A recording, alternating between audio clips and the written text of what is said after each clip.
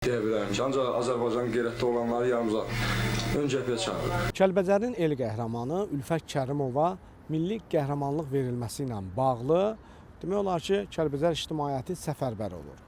Hətta o vaxt bu məsələni Ulu Öndər Heydər Əliyevə də çatdırırlar. Qarabağ uğrunda döyüşlərdə qəhrəmancasına həlak olmuş Kərimov Ülfət Ələkbəroğlu haqqında demək ki, onun anası müraciət elədi. Demək, bu oğlan, bunun haqqında təqdimatlar var. Bildiyimizə görə lazımi şəkildə qaydada təqdim olunub.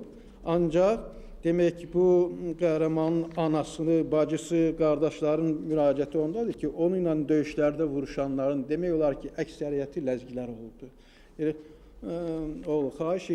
Xahiş edirik ki, bu məsələni siz imkan varsa prezidentə çatdır. Ulu Öndərimiz bu barədə Ramiz Mehdiyevə tapşırıq verir. Burada Profesör Əli Musayev bu kiminsə milli qəhrəman adına təqdim olunubdu, verilməyibdi, başqa birini dedi, sonra Ağa Kişiyev haqqında dedi.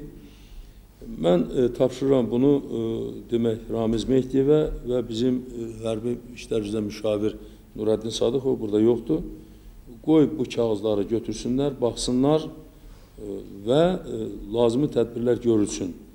Bir halda ki, konkret olaraq bu məsələlər burada qaldırılıbdır.